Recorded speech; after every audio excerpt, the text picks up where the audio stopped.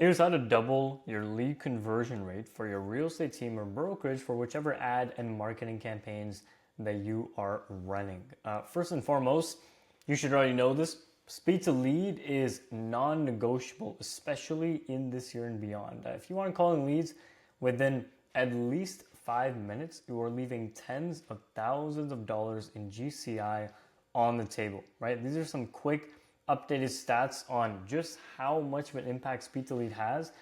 Just riffing off the numbers, leads are 21 times more likely to convert when contacted within 5 minutes. Teams that respond within 1 minute see 300, almost 400% higher conversions. You can see the numbers right here, right?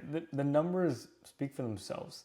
And really, this should be all the reasons you need to catch up to the top teams who are really able to put in that infrastructure, to pay people extra to make sure that they can get proper speed to lead, and use systems like AI follow-ups to make sure that can happen regardless of whether or not a human being is even there to follow up with them. This is extremely, extremely important.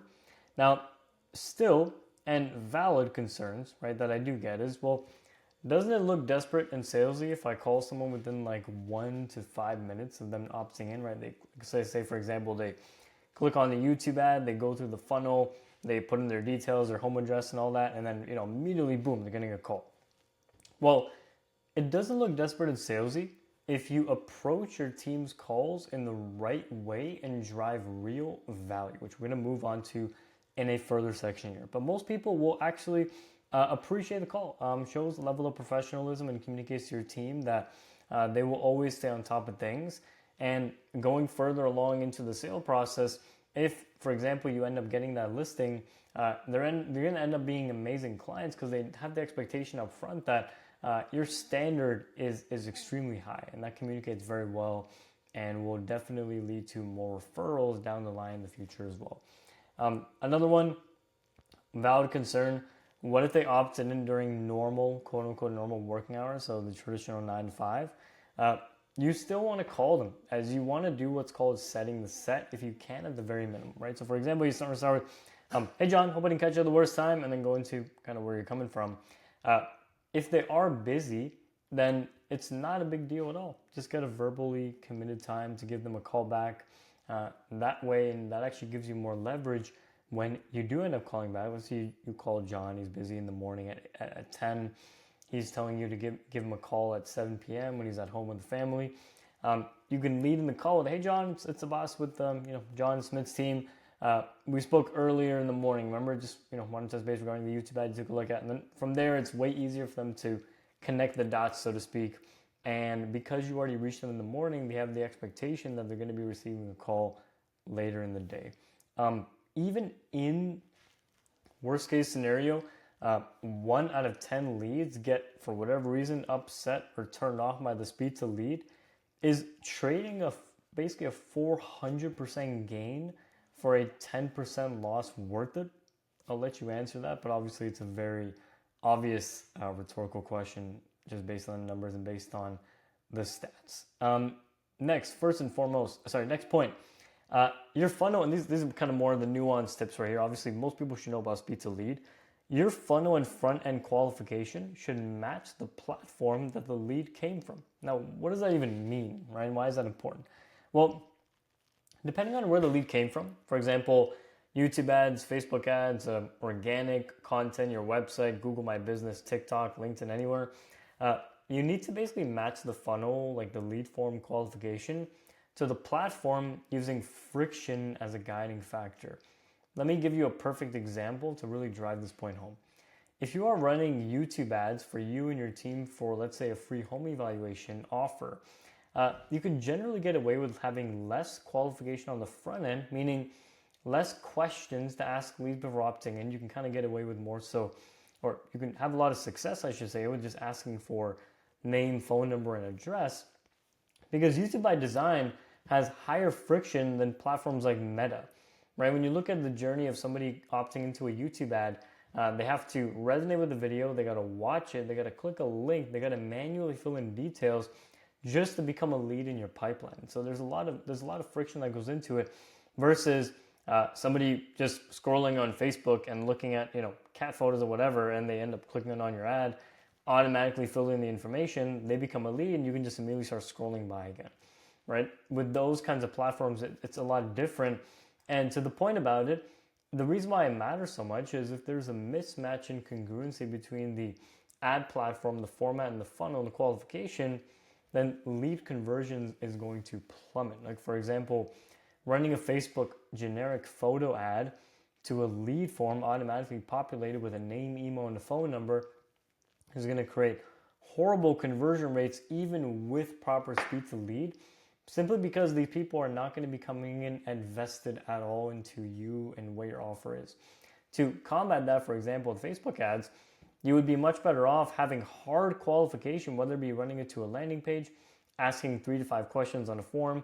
This is going to weed out all the tire kickers and create much higher conversion rates for you and your team. Next point, really, really important. This is something that a lot of teams and brokerages get wrong, which is you want to basically design your ISA and agent calling scripts around driving value and being of service. There's going to be definitely separate videos to come when it comes to how to design a script and how to do it appropriately. But most ISA and lead conversion scripts sound like customer service backwash, extremely generic and salesy, and it's difficult to really resonate and bring in appointments consistently with that.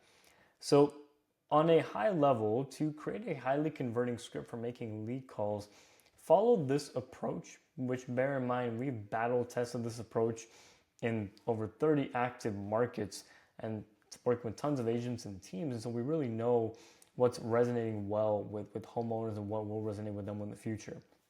We're going to start with a quick refresher.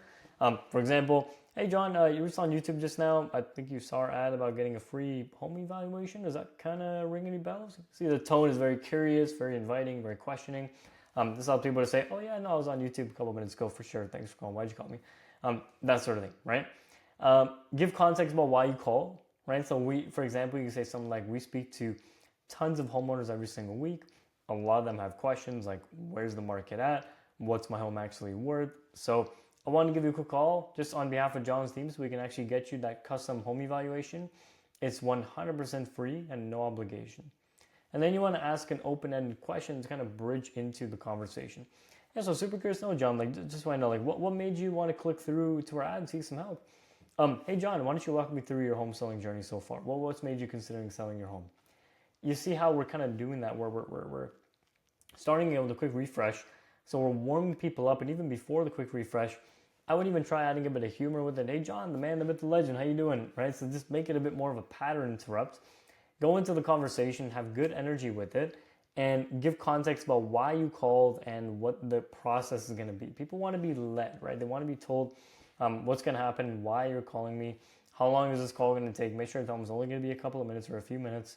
And then that leads into, where you want to dig deeper, qualify based on your ideal criteria, right? Like motivation level, timeline, how serious they are. For example, if you're doing a home evaluation, super helpful to know what kind of renovations or remodels they've done or what they were considering.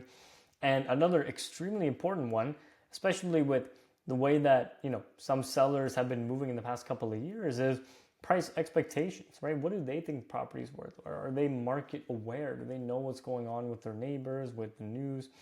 Not to say that that's the be-all end-all factor, but it's just good to know going into a conversation. And asking for the appointment after this point becomes a breeze because you've genuinely had a good conversation with them. You've got an understanding of where they're coming from, where they want to go, and what the bottlenecks are. They are way more likely to trust you versus somebody who's using a verbatim script that just goes through a line of questioning. Right? You see how much more resonation comes from these kinds of approaches and these frameworks.